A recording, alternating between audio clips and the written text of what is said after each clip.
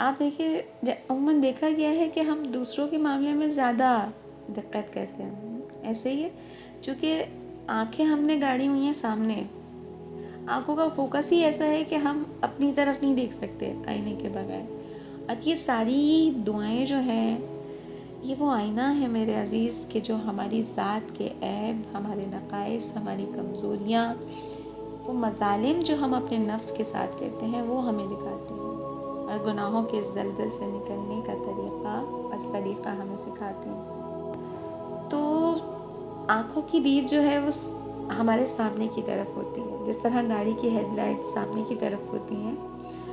اب اگر گاڑی خراب ہو جائے آپ کی اور گاڑی کا بونٹ کھولیں آپ, تو سامنے والی گاڑی کی ہیڈ لائٹس جو ہیں وہ بونٹ پہ نہیں پڑتی, ٹھیک ہے نا.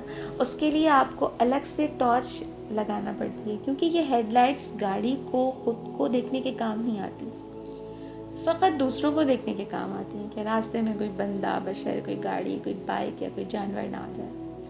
تو عزیزان وہ لائٹ اہم ہے جس سے ہم اپنے آپ کو دیکھ سکیں, وہ علم جس سے ہم ستاروں کو دیکھ لیں, درختوں کی شناخت کر لیں, دریاؤں سمندروں کھیتوں کا نظارہ کر لیں. وہ علم ہمارے کسی کام کا نہیں ہے, بلکہ وہ علم جس سے ہم اپنے آپ کو پہچان لیں, خود کو پہچان لیں, تو سمجھ لیں کہ ساری کائنات کو پہچان لیں. اور آپ دیکھیں یہ محلے میں بشر فرما رہے ہیں کہ من عرف نفسہ فقد عرف ربہ, کہ جس نے بھی اپنے نفس کو پہچان لیا, اپنے آپ کو پہچان لیا, بس اس نے اپنے رب کو پہچان لیا. تو سب سے پہلے اپنے آپ کو پہچانیں, سر فہرست اپنی ذات کو رکھیں. قرآن کہہ رہے ہیں نا بسم اللہ الرحمن الرحیم وَلَكِنْ كُونُوا رَبَّانِيِّينَ, اور تم سب رب والے بن جاؤ, اللہ والے بن جاؤ. اور اللہ والا کون ہوتا ہے؟ اللہ والا وہ ہوتا ہے جو اپنی نوک دار کونوں کو گول کرتا ہے تاکہ نہ خود کو چبھے نہ دوسروں کو چبھے. نوک دار کونے کا مطلب رویے, وہ رویے جو چبھتے ہیں. اب دیکھیے جب بھی بندہ بد اخلاق اور بدتمیز ہوگا نا, یاد رکھیے بد اخلاق بد کردار سے زیادہ برا ہوتا ہے. کیوں؟ کیونکہ بد کردار تو شاید رب جانے اور بندہ جانے, ذاتی سا مسئلہ ہو گیا نا. بد اخلاق کا مطلب یہ ہے کہ اس کا جو وہ نوک دار کونا ہے وہ دنیا کو چبھ رہا ہے, اور اگر چبھ رہا ہے تو بندہ اکیلا رہ جائے گا, پھر چبھن کوئی برداشت نہیں کرتا. جیسے اس وقت آپ جس کرسی پر یا بستر پر یا کہیں بھی تشریف فرما ہے, اگر چبھ رہا ہے یا انکمفرٹیبل ہے تو نہیں بیٹھیں گے. انسان بھی ایسے ہی ہے, اگر ایک بار ڈستا ہے تو میں اس سے بچوں گی. تو یاد رکھیے گا عزیزان, عاقل اور ذہین انسان وہ ہے جو اکیلا بیٹھ کر اپنے رویوں پر کام کرتا ہے, پیچکس لے کر کہ اس چیز کو رکھنا ہے اپنے اندر, اس کو نکال دینا ہے. انسان کی سب سے بڑی بدبختی یہ ہے کہ زندگی ساری گزر جائے, عمر پوری بیت جائے اور رویوں میں کوئی تبدیلی نہ آنے والی. پھر ایک جگہ دعا میں امام فرما رہے ہیں کہ اے میرے معبود, جب میں نے تیری نافرمانی کی تو وہ اس لیے نہیں کی کہ میں تیری پروردگاری سے انکاری تھا, کہ تیرے حکم کو سبک سمجھ رہا تھا, یا خود کو تیرے عذاب کی طرف کھینچ رہا تھا, یا تیرے ڈراوے کو کمتر سمجھتا تھا, بلکہ حقیقت یہ تھی پروردگار کہ خطا ابھری اور جسے میرے نفس نے میرے لیے مزین کر دیا اور میری خواہش مجھ پر غالب آ گئی. لہٰذا میری بدبختی نے میرا ساتھ دیا اور تیری پردہ پوشی نے مجھے مغرور کر دیا. یوں میں تیری نافرمانی اور تیرے حکم کی مخالفت میں کوشاں ہوں.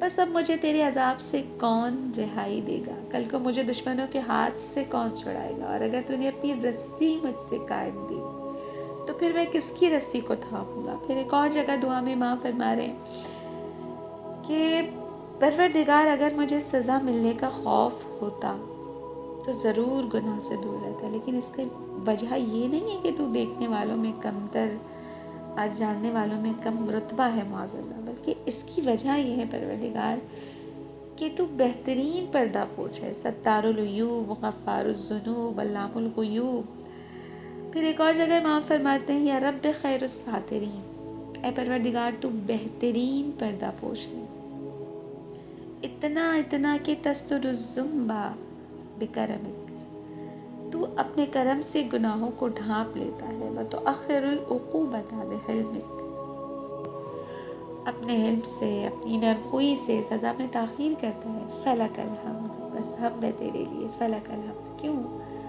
اللہ حلم کا بعد علم، سب کچھ جانتے ہوئے نرمی سے کام لیتا ہے، حلم دکھاتا ہے. کیسا حلم؟ وعلی عفوک بعد قدرت، قدرت رکھتے ہوئے بھی معاف کر دیتا ہے.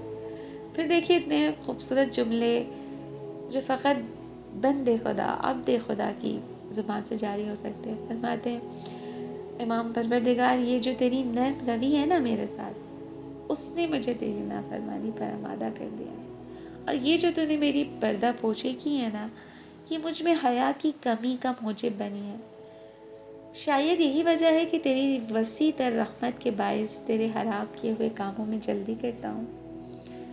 پھر آگے امام فرما رہے ہیں یا حلیم و یا کریم.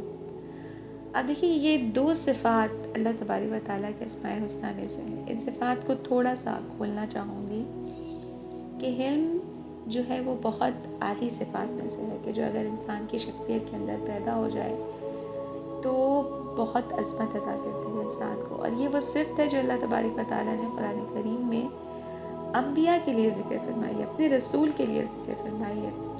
حضرت ابراہیم خلیل کے بارے میں اللہ تبارک و تعالیٰ فرماتا ہے کہ ابراہیم حلیم ہے، بردبار ہے. اسی لیے حدیث میں ہے جناب رسول خدا حضرت محمد مصطفیٰ صلی اللہ علیہ وآلہ وسلم فرماتے ہیں قریب تھا کہ خدا حلیم اور بردبار شخص کو نبی بنا دے، کہ نبوت کے بالکل قریب پہنچ جاتا ہے انسان جب حلیم ہو جاتا ہے. اللہ یہ کون فرما رہے؟ خاتم الانبیاء فرما رہے ان قریب حلیم نبی بننے والا تھا. اب سوال ہے کہ حلم انسان کے اندر آئے کیسے، ایجاد کیسے ہو؟ کیونکہ بہت ساری صفات ہیں جو ہمارے سامنے ذکر کی جاتی ہیں لیکن ایک بند اصطلاح کے طور پر ان کے معنی اور مفاہیم روشن نہیں ہے، کھلی نہیں ہے. وہ صفات ہمارے لیے استعمال میں لاتے ہیں لیکن صرف لفظی حد تک ان سے متصف نہیں ہو پاتے. کیوں؟ کیونکہ واضح نہیں، روشن نہیں ہمارے لیے. اور جب تک کوئی صفت سمجھ میں نہ آئے تو انسان کو اس کی اہمیت کا بھی اندازہ نہیں ہوتا اور اس صفت سے مزین ہونے کا طریقہ بھی نہیں آتا. مولا متقیان علی ابن ابی طالب علیہ السلام فرماتے ہیں جتنی عقل زیادہ ہوگی اتنا ہی حلم بھی زیادہ ہوگا. کہ حلم علم سے پیدا ہوتا ہے، معرفت سے بڑھتا ہے. جتنی معرفت بڑھے گی اتنا حلم بڑھے گا، اور جتنی معرفت کم ہوگی اتنا ہی حلم بھی کم ہوگا انسان کے اندر.